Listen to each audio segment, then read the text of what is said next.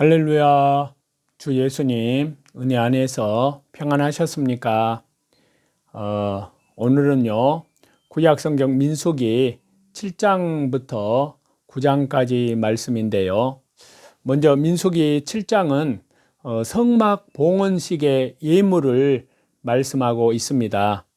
자, 민수기 7장의 사건을 이해하기 전에 다시 한번 여기 민수기 7장을 포함한 민수기 1장부터 10장까지의 배경은 물론 넓게는 레위기 1장부터 민수기 10장까지의 시간적인 배경에 대한 개략적인 이해가 필요합니다. 즉 출애굽 2년 1월 1일에 성막이 낙성이 되었습니다. 그리고 출애굽 2년 20일에 이스라엘 민족은 시내산 수경지를 출발 본격적인 광야 행군에 돌입을 하게 됐는데요.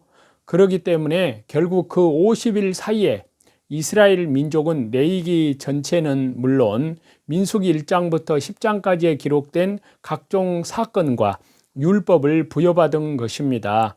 그런데 그 50일 사이에 부여받은 율법의 내용은요, 그 수여받은 순서대로가 아니라 관련 주제별로 문맥에 따라 모세가 편집, 성령님의 감동으로 기록된 말씀입니다. 자, 그 사이사이에 일어난 주요 사건을 시간순으로 정리해 보면은요, 출애굽 제2년 1월 1일에 성막의 낙성, 그리고 그날 이후 12일간 계속된 성막 봉헌식과 예물의 헌물, 제2년 2월 1일 시내산 군대 계수 실시, 그리고 제2년 2월 20일 날 시내산 출발의 순서가 그것인데요. 이렇게 볼 때 성막 낙성, 기본 율법 수요를 마치고 본격적인 광야 행군을 앞두고 출애굽 2년 2월 1일 군대 편성을 위한 인구 조사까지 필요한 후에 이스라엘 민족은 이제 민족 새 출발을 위한 마지막 준비 단계로서 하나님의 선민이 된 그들의 생활에 있어서 가장 중요한 신앙생활의 중심이 될 성막 봉헌을 드렸음을 알 수 있는데요. 그래서 민수기 7장은 바로 그러한 성막의 봉헌을 말씀하고 있습니다. 하지만 성막의 봉헌식 자체보다도 이스라엘 민족이 그 성막에 임재하신 하나님께 대하여 선민으로서의 신앙 고백을 하는 의미로 12지파별로 대표 족장들이 12일에 걸쳐서 예물을 바쳤음을 강조하고 있습니다. 즉 그들이 이제 광야 행군 개시 직전에 그동안 시내산에서 받은 언약을 체결하여서 선민이 된 후에 받은 모든 율법에 대한 순종의 서원과 아울러서 이후에 자신들의 행군은 하나님과 믿음으로 동행하는 것임을 깨닫고 감사하면서 하나님께 모든 것을 의탁하는 신앙 고백의 표시로 예물을 하나님께 드렸음을 강조하고 있습니다. 그래서 민수기 7장의 성막 봉헌 사건은 레위기 8장 이후에 아론 가문의 대제사장 그리고 제사장 위임 제사와 시간적으로도 겹치는 것임도 우리는 여기서 알 수가 있습니다. 자, 이와 같은 배경에서 신앙 고백의 의미로 드려진 민수기 7장의 성막 봉헌의 예물을 헌납하는 이 말씀은요, 세부적으로 말씀을 드려보면요, 먼저 1절부터 9절까지는 족장들이 광야 행군 시 성막의 운반을 위해 바친 기구의 품목을 레위 각 분파들이 운반을 책임 맡은 성막 기구들에 준하여 분배한 말씀이고요. 그리고 10절부터 83절은 레위 지파를 빼고 대신에 요셉의 두 아들 에브라임과 므낫세를 한 지파씩으로 간주한 이스라엘 12지파가 번제단의 봉헌을 위한 예물을 하루에 한 지파씩 12일간 드렸음이 말씀하고 있습니다. 특히 예물 봉헌의 순서가 민수기 2장에 규정된 행군 순서와 일치하는 것은 이제 곧 계시될 가나안 정복 행군은 이스라엘이 신앙 공동체로서 하나님 안에서 하나 되어서 하나님과 함께 행군하는 것임을 보이기 위해서였습니다. 그 다음에 84절부터 88절은 족장들이 바친 예물의 총계이고요. 89절은 이 민수기 7장의 결론으로서요, 하나님께서 이스라엘 민족의 성막 봉헌과 그 예물을 기쁘게 연락하시고 인정하셨음을 밝히고 있습니다. 이스라엘 민족이 출애굽 이후 시대 이후 시내 광야에 도착한 것은 출애굽 후에 대략 2달이 지난 후였습니다. 그래서 이제 출애굽 2년 2월 20일 시내산을 떠나 본격적으로 행군을 개시하기까지 대략 1년 조금 못 되는 기간을 시내 광야에서 머물렀음을 알 수 있습니다. 이 기간은 이스라엘이 노예 민족으로서의 과거를 청산을 하고 이제 선민으로서의 새로운 역사를 창출하기 위하여 선민의 언약 체결, 각종 율법의 수여, 또한 성막의 준공 등을 마친 일종의 전환기였습니다. 그런데 민수기 7장은 이처럼 과거를 청산하고 미래를 지향하는 마지막 단계로서 이스라엘 민족이 성막 봉헌식을 거행하고 신앙 고백의 예물을 드렸음을 말씀하고 있습니다. 이는 구원 역사적인 관점에서 볼 때요, 인간의 삶에 있어서 최종적이고 결정적인 순간에는 언제나 하나님과의 신앙의 관계 정립이 무엇보다 먼저 요청이 된다는 사실을 저와 여러분에게 보여주고 있습니다. 다음은 민수기 8장인데요. 여기에서는 등불의 점화와 레인 취임 예식을 말씀하고 있습니다.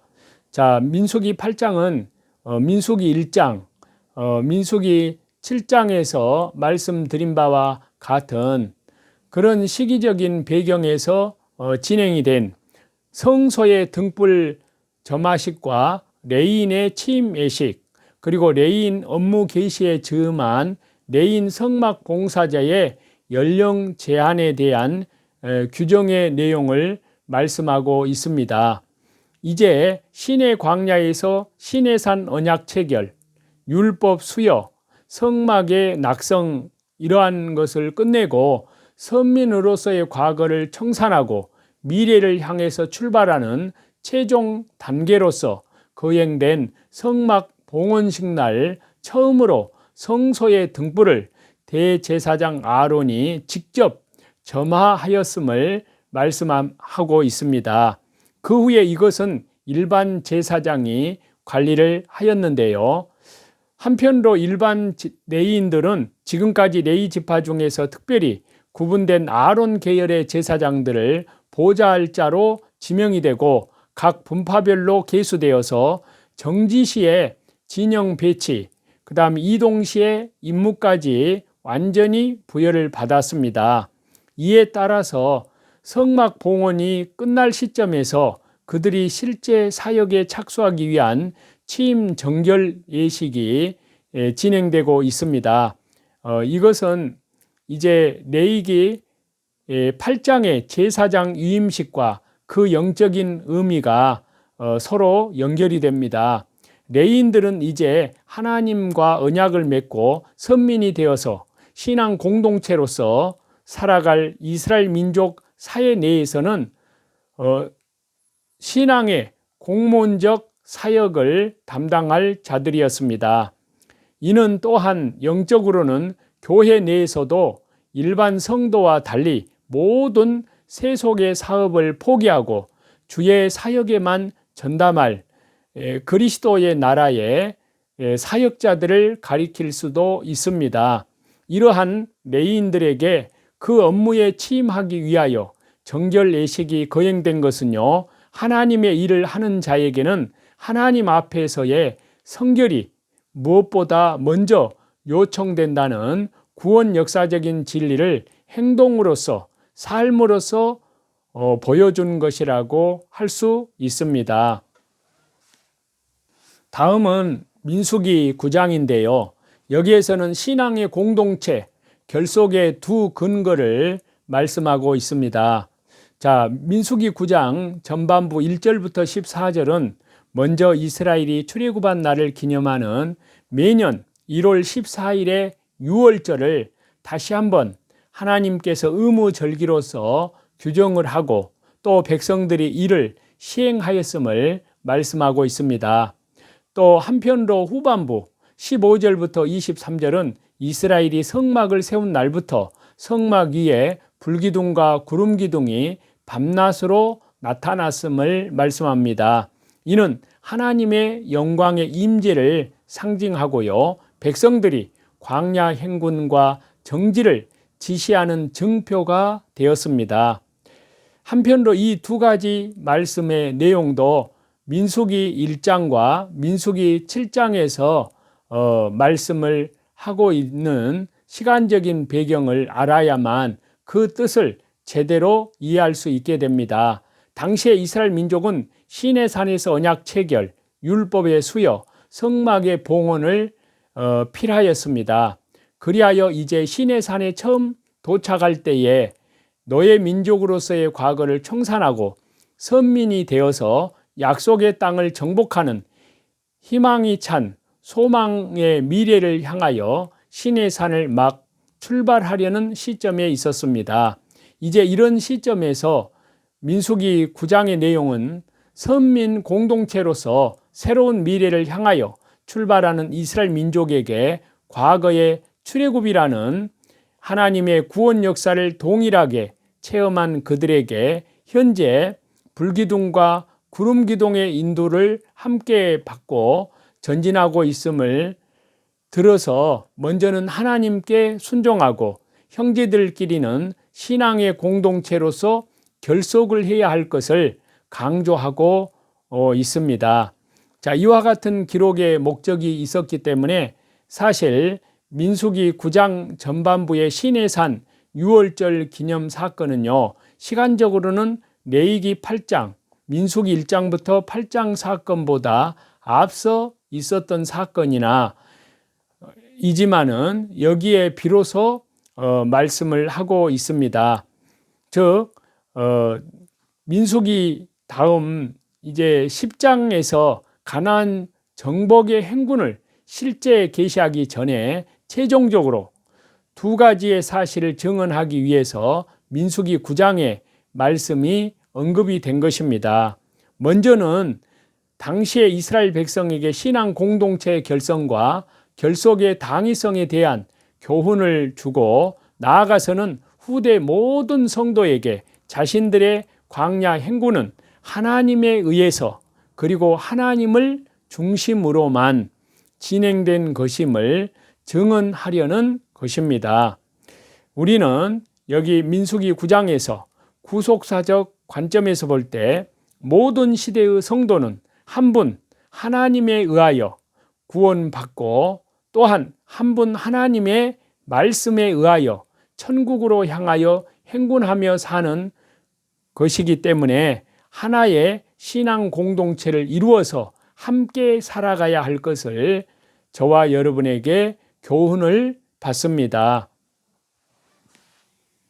오늘 본문은요, 민수기 9장 15절부터 23절 말씀을 택했습니다. 여기에서는 불기둥과 구름기둥의 인도를 말씀하고 있는데요. 자, 보시면요, 성막을 세운 날에 구름이 성막 곧 증거막을 덮었고 저녁이 되면 성막 위에 불 모양 같은 것이 나타나서 아침까지 이르렀으되 항상 그러하여 낮에는 구름이 그것을 덮었고 밤이면 불 모양이 있었는데 구름이 성막에서 떠오른 때에는 이스라엘 자손이 곧 진행하였고 구름이 머무는 곳에 이스라엘 자손이 진을 쳤으니 곧 그들이 여호와 하나님의 명을 조차 진을 치며 여호와 하나님의 명을 조차 진행하고 또 모세로 전하신 여호와 하나님의 명을 따라 여호와 하나님의 직임을 지켰더라. 아멘. 여기 본문은요, 아까 말씀드렸다시피 불기둥과 구름 기둥에 대한 말씀인데요. 자, 그 내용상 본문은 출애굽기 40장과 바로 연결되는 그러한 말씀입니다.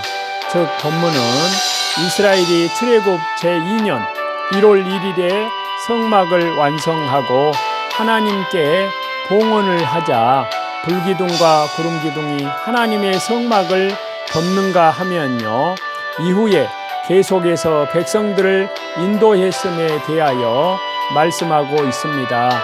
사실 하나님께서는 출애굽 직후부터 하나님께서 이스라엘과 함께 하심을 가시적으로 볼 수 있도록 낮에는 구름, 밤에는 불기둥이라는 임재의 상징적 매체를 통하여 그들을 인도하셨습니다.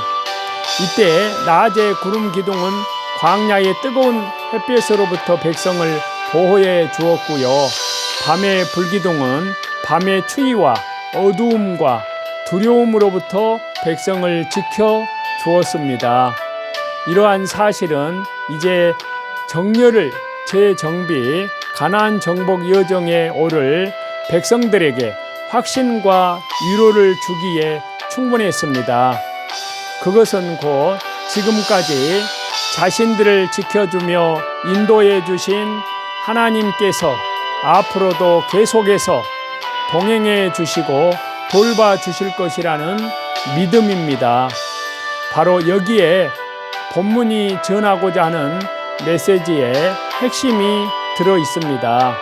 한편으로 저와 여러분, 우리는 우리 주 예수 그리스도의 재림을 앞두고 있는 그러한 시대에 이러한 본문을 통하여 몇 가지 사실을 깨달아야 되는데요. 옛날 광야에서 이스라엘 백성을 밤낮으로 보호하시고 인도하신 하나님께서 영적 가나안을 향해 영원한 새 예루살렘 성을 향해 순례하는 영적 이스라엘인 교회와 성도들을 광야 같은 이 세상의 두려움과 이제 위협으로부터 대환란으로부터 여전히 변함없이 보호하시고 인도해 주실 것이라는 그러한 말씀이십니다. 그리고 이스라엘 백성들이 하나님의 불기둥과 구름 기둥만을 의지하고 그 지시에 순종하며 순례의 길을 걸어갔듯이 오늘날 저와 여러분, 우리 성도들 역시 하나님의 말씀, 우리 주 성령님, 그리고 말씀과 기도를 하는 가운데 하나님의 말씀만을 굳게 붙잡고 또 간절히 기도하는 가운데 모든 착함과 의로움과 진실함 속에서 오직 믿음의 주에 온전케 하시는 주님 한 분만을 바라보며 또 뿐만 아니라 성령님과 믿음으로 동행하며 굳게 의지하고 영적 가나안 새 예루살렘 성을 향하여 우리 주 예수 그리스도의 재림을 향하여 순례의 길을 가야 한다는 그러한 사실을 저와 여러분에게 알려주고 있습니다. 그러한 은혜 가운데에서